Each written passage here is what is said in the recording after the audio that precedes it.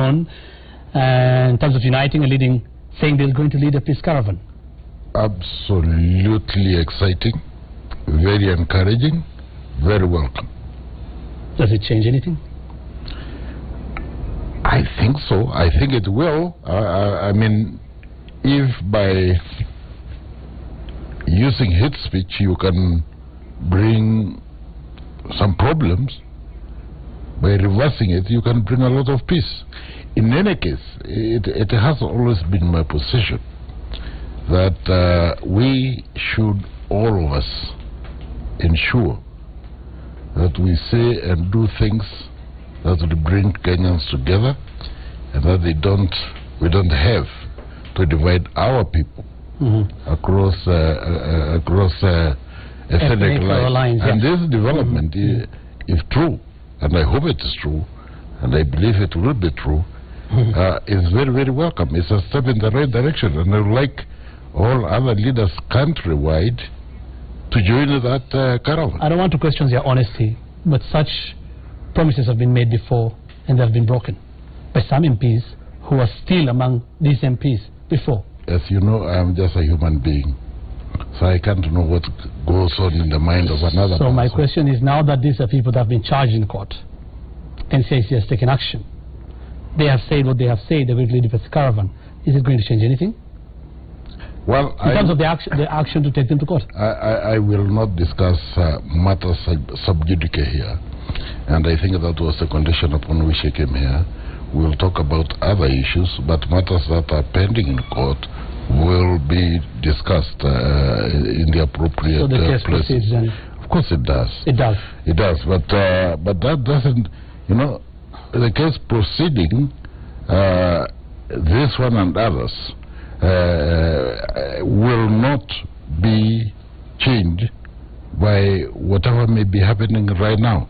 But I think it is a welcome thing, the case notwithstanding, if these members of parliament truly go out there, and other leaders, not just them, and other leaders go out there and preach peace and bring Kenyans together, it is a commendable thing. Right. I welcome it. Recently you were quoted as saying you want NCIC to be allowed or to have powers to clear MPs or politicians before they vie for any seats first. Just to confirm, you said that? Yes, I did. And for you want that to happen, and how do you want it to happen? And for good reason. The good reason is we have suffered over time over intermittent ethnic violence, which often is orchestrated by our leaders, elected and unelected. And when the new constitution was crafted, which we now live under, there is a whole chapter on what is expected of leaders. Yes.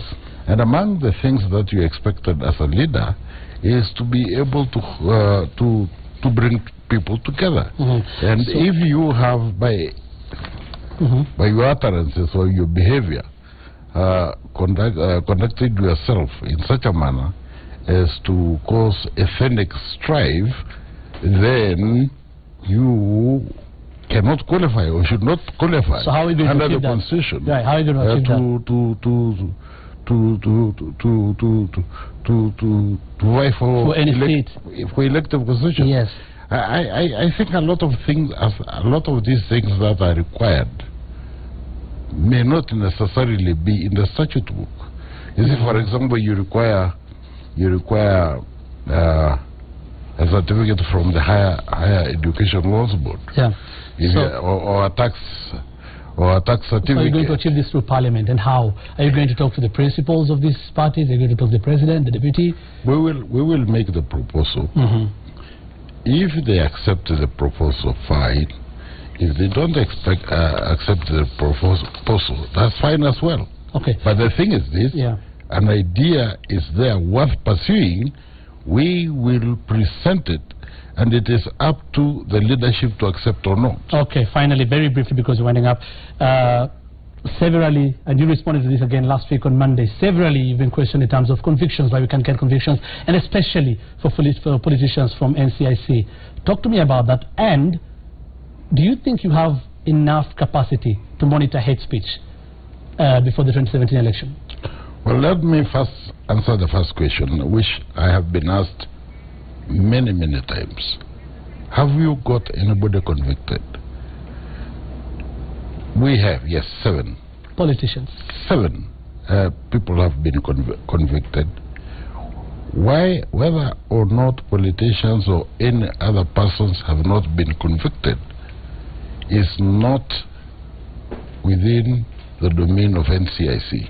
But NCIC's mandate is to investigate the case of hate speech presented to the DPP, who in turn will present it to court. And I have complained in the past about that the cases have been in court and penned in court, and they have been there forever. And as you know, I do not control the court diary. But doesn't it look funny? It's saying 7 people have been convicted, none of them politicians. Yet we've had a lot of politicians engaging in hate speech.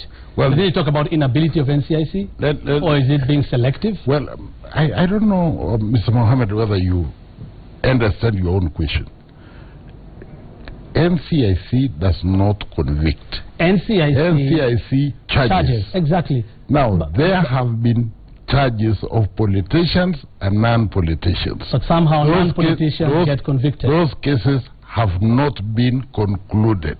Now, why they have not been concluded is a matter that only the courts can answer, not me. But somehow, those that have been concluded and convicted are the ones that are not politicians. Well, you don't have that evidence as well. We have that evidence. You said it yourself. No, 7 have been convicted and not politicians. We maybe not national politicians, but we have had also lower politicians being convicted. Okay, Francis Ole Kaparo. But let me just clear this. Yes. It is not the wish of NCIC to see these cases drag on forever. We have, in fact, as a matter of fact, we have made loud complaints about undue delay in these cases. But you must understand that we, as a democratic country, must respect the independence of the various institutions created by our Constitution. I cannot be an investigator, be a prosecutor, and be a judge at the same time. We must allow democracy to take place, and those who are charged, by the way, are presumed innocent until they are proven guilty. NCIC Chair Francis Ole Kaparo, thank you so much for making time for Sunday Live Tonight. Remember, later on we'll be talking to those among the 6 MPs or 8 MPs who are incarcerated.